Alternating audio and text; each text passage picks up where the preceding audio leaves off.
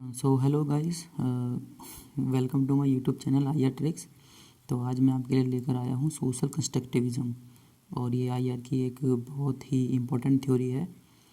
तो चलिए शुरू करते हैं। तो आज की वीडियो हिंदी में होने वाली है ताकि सभी स्टूडेंट लोग इसको आसानी से समझ सकें। और ये थोड़ा इतना हार्ड भी नहीं है इसको समझना, बस आप एक बार समझ जाओ कंसेप्ट, एक बार आप समझ गए तो आप इसको कभी भूलोगे नहीं, इसको आप हमेशा याद रखोगे। तो चलिए शुरू करते हैं। तो स्टार्ट करने से पहले मैं आपको बोलना चाहता हूँ कि आप है ना अपने दिमाग में, अपने माइंड में just imagine about Osama bin Laden and Gandhi ji. Just simple, just think about this two guys. Okay, तो चलिए शुरू करते हैं। ये जो कंस्ट्रक्टिविज़म है, जिसे सोशल कंस्ट्रक्टिविज़म भी कहा जाता है, ये 1980s में इमर्ज्ड हुई, मगर 90s में बहुत इम्पोर्टेंट बन गई। 90s के एंड में कोल्ड वॉर एंड हो गया, और किसी ने सोचा भी नहीं था कि इतनी आसानी से ख़त्म हो जाएगा। रियलिस्ट जो बोलते थे कि नहीं, कोल्ड वॉर एंड होगा, कि एक वॉर होगा और वही कोल्ड वॉर को एंड करेगा। और लिबरल बोलते थे कि नहीं, जो आईजीओज़ हैं अपने इंटरनेशनल या इंटर गवर्नमेंट ऑर्गेनाइजेशंस, उनका रोल बढ़ेगा तो ऑटोमेटिकली कॉन्फ्लिक्ट्स कम हो जाएगा और इससे कोल्ड वॉर एंड हो जाएगा। मगर ऐसा नहीं हुआ। तो कोल्ड वॉर कैसे एंड हुआ? इसको लोगों ने ही एंड कर दिया।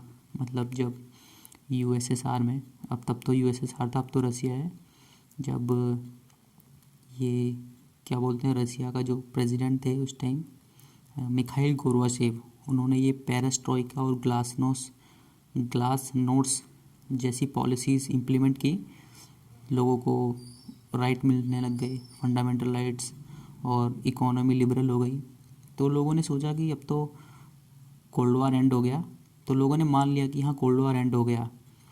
तो ये जो टर्म है कंस्ट्रक्टिविज़म, इसको कॉइन किया था निकोलस ओनफ ने अपनी बुक में the world of our making 1989 में इसको लिखा गया था।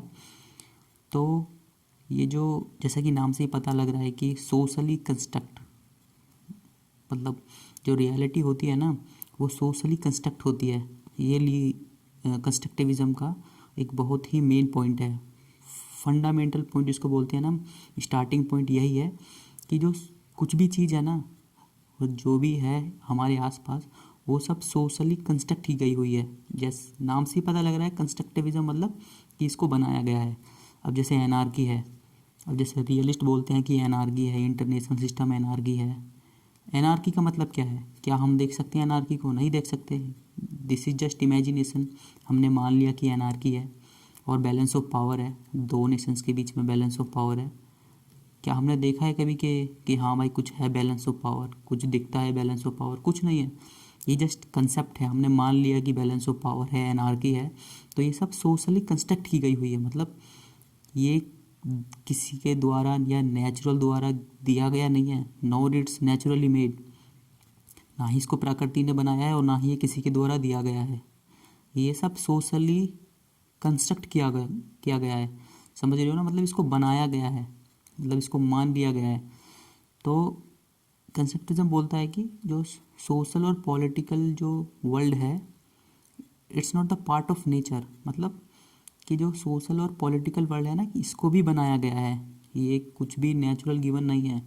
ये सब जो भी हमारे आसपास है ना, सोशल पॉलिटिकल, ये सबको बनाया गया है। चाहे स्टेट हो, जैसे स्टेट क्या है, हम देख सकते हैं स्टेट को कि स्टेट कैसा दिखता है। स्टेट की कोई हाइट है, वेट है, कुछ नहीं है। ये स्टेट हमने मान लिया है कि हाँ कुछ होता है, स्टेट होता है। यही this is the example of constructivism कि हाँ कुछ सोशली कंस्ट्रक्ट है, कुछ बनाया गया है। अभी तो जैसे सोशल वर्ल्ड इज़ इंटरसब्जेक्टिव मतलब कि जो सोशल वर्ल्ड है ना, वो लोगों के ही द्वारा बनाया गया है। मतलब जो कॉमन पीपल होते हैं ना, उन्हीं के द्वारा बनाया गया है, और उन्हीं के द्वारा ये रिशेप हो सकता है। मतलब इसको बदला भी जा सकता है। तो कुछ भी इसमें फिक्स नहीं है, समझ गए? तो इसमें कैसे बदला जाता है कि इसमें ना कंस्ट्रक्टिविज्म में आइडियाज़, बिलीव्स एंड थॉट्स, इनका बहुत इंपॉर्टेंट रोल है। जो आइडियाज़ होते हैं, बिलीव्स होते हैं, थॉट्स होते हैं, ये उनका बहुत इम्पोर्टेंट रोल होता है। जैसे अलेक्जेंडर ने कहा है, ये दूसरे कंस्ट्रक्टिविज्म के बहुत इम्पोर्टेंट इम्पोर्टेंट थ्योरिस्ट हैं। इन्होंने कहा है कि anarchy is what state make of it. ये बहुत फेमस फ्रेज़ है वेंडेट का। तो इन्होंने बोला है कि anarchy is what state make of it, मतलब कि हम एनार्की को देख सकते हैं कि एनार्की कैसा दिखता है, नहीं देख सकते। तो एनार्की क्या है? एनार्की वही है कि जो स्टेट ने हमको दिया है, मतलब कि स्टेट दो स्टेट होते हैं, वो पावर के लिए आपस में स्ट्रगल करते हैं, जिससे और फिर तीसरा उनको देखता है, वो भी पावर बढ़ाता है अपनी। तो इससे इंटरनेशनल सिस्टम जो होता है वो एनार्की में हो जाता है। तो सब लोग अपनी अपनी पावर बढ़ाने लग जाते हैं, कोई एक दूसरे पर विश्वास नहीं करता है, no one believes each other, so that makes international system anarchical. और जो वेंडेट जो भी है, ये अलेक्जेंडर वेंडेट, ये न्यू रियलिज्म को मानते नहीं हैं। न्यू रियलिज्म, जिनको स्ट्रक्चर रियलिज्म भी कहा जाता है, कि स्ट्रक्चर जो है वो इंटरनेशनल सिस्टम का वो एनार्की में है। तो ये वेंडेट बोलते हैं कि नहीं, एनार्की जैसा कुछ नहीं है। न्यू रियलिज्म बोलते हैं कि जो एनार्की है ना, उसकी वजह से, स्ट्रक्चर की वजह से स्टेट आपस में सब कॉन्फ्लिक्ट करते हैं। पर वेंडेट उसके बिल्कुल अपोजिट हैं। वेंडेट बोलता है कि नहीं, ये सब स्ट्रक्चर की वजह से नहीं है, ये सब this is it is not because of anarchy, it is because of state, state make anarchy, there is nothing like anarchy that, मतलब कोई एनार्की कोई ये नहीं है कि पहले से ही है। एनार्की वही है जो स्टेट ने दिया है, आपस में स्टेट कॉन्फ्लिक्ट करते हैं और इन्होंने मान लिया कि कुछ एनार्की है। तो ये एनार्की जो है ना, वो सोशली कंस्ट्रक्टेड है। तो यही कंसेप्ट है सोशल कंस्ट्रक्टिविज्म का। तो आगे बढ़ते हैं कि जो शेयर्ड आइडियाज़ होते हैं ना, वो shape and रिशेप the nature of IR. Shared ideas से मतलब है कि जो एक्टर्स और लीडर्स होते हैं ना, जैसे कोई भी बहुत बड़ा नेता हो गया, वर्ल्ड लीडर हो गया, ही कैन, या मतलब जो लोग हो गई, मेजोरिटी हो गए, या कोई सुपर पावर कंट्रीज़ हो गई, they can change and they can रिशेप the nature of IR. जैसे इसका एग्जांपल लेते हैं कि फ्रांस और जर्मनी, वर्ल्ड वॉर वन से पहले, इवन वर्ल्ड वॉर वन के टाइम, दोनों बहुत बड़े दुश्मन थे, they were enemy of each other. But now see, वो कितने अच्छे दोस्त हैं, मतलब ट्रेड हो रहा है उनके बीच में, मतलब दोनों आपस में बहुत अच्छे दोस्त बन गए हैं। तो मतलब पहले जो थे वो लीडर अलग थे, जब हिटलर के टाइम बहुत आपस में लड़ाई झगड़ा करते थे फ्रांस और जर्मनी। बट अब देखो, they don't have conflicts with each other, they are peaceful, pacific in nature. So these are just constructed, मतलब यहाँ पे नए नए लीडर आए, उन्होंने देखा कि नहीं यार, जर्मनी की इमेज कितनी बेकार थी हिटलर के टाइम, बट अब हमें इसको चेंज करनी है, तो उन्होंने चेंज किया। तो यही है सोशल कंस्ट्रक्टिविज्म, मतलब identity can be change. Germany की आइडेंटिटी पहले कैसी थी कि ये तो साला हरामी है बेंचोद यार, गाली मुंह से पहले निकल जाती है कि ये जर्मनी तो यार लड़ाई करता रहता है, और इस पे तो किसी पे विश्वास भी नहीं करना चाहिए इस पे तो। लेकिन अब देखो जर्मनी कितना अच्छा देश है, मतलब बहुत पैसा है, मतलब ज़बरदस्त पैसा है, लड़कियां देखो जर्मनी की, बाप रे बाप। तो इसके जो एजम्पशन है कि जो ideas, norms, identities and beliefs are important, मतलब जो आइडियाज़ होते हैं, नॉर्म्स होते हैं, आइडेंटिटीज़ होती हैं। आइडेंटिटीज़ मतलब identities of a nations and the beliefs are very important. This is a very important line, the base of social constructivism. अब जो आइडेंटिटीज़ होती हैं वो क्या होती हैं? वो इमेजेस होती हैं that are produced by the interactions. मतलब जैसे अभी जर्मनी देख लो हम, तो जर्मनी पहले कैसे था, अब कैसा है। जर्मनी की इकोनॉमी देखो अब, लेकिन जर्मनी की इकोनॉमी इतना बूस्ट हो रही है, लेकिन फिर भी उसके पास बिग एक मिलिट्री नहीं है।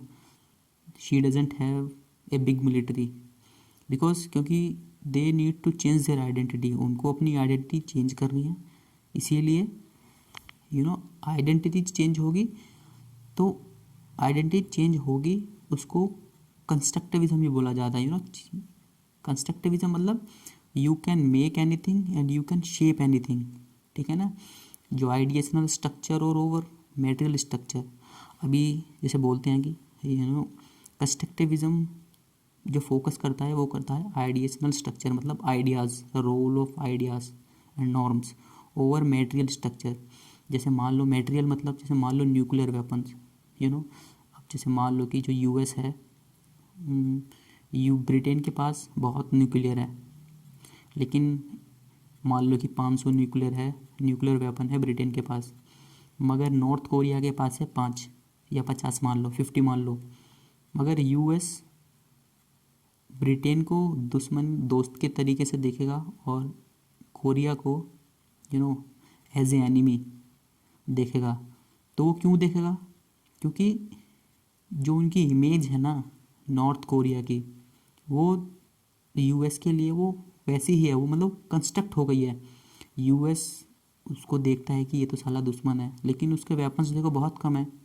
तो इसीलिए उसको देखा जाता है, क्योंकि आइडियाज़ जो होते हैं ना, बिलीव्स, जो आइडियाज़, बिलीव्स, रोल्स, इमेजेस जैसी शेप होती है ना, ये जैसी शेप होंगी वैसा ही हम उनके बारे में सोचना स्टार्ट कर देंगे, समझ गए? तो इसीलिए यूएस देखता है कोरिया को एज एन एनिमी और यूके को देखता है एज ए फ्रेंड। सो जो एक्टर्स एजेंसी होती है, एक्टर्स एजेंसी मतलब एजेंसी को बोलते हैं the ability of someone to act. मतलब जो एक्टर और एजेंसी होती है ना, वो बहुत इंपॉर्टेंट रोल प्ले करती हैं, पता है ना? मतलब कोई भी वर्ल्ड लीडर हो या एजेंसी के मतलब जो वर्ल्ड लीडर होते हैं ना, वो भी कर सकते हैं। मतलब जैसे कि इसका एग्जांपल देता हूँ आपको कि 9/11 जो हुआ, जो 9/11 अटैक था यूनाइटेड स्टेट में, उससे पहले ना यूएस ने कभी भी टेररिज्म को रिकॉग्नाइज़ नहीं किया।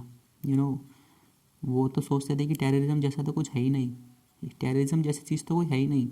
लेकिन 9/11 के बाद जब उन पे अटैक हो गया तो भाई उन्होंने मान लिया कि अरे भाई टेररिज्म तो है यार, ये तो बहुत बड़ी dangerous, it's a very big threat to the world piece.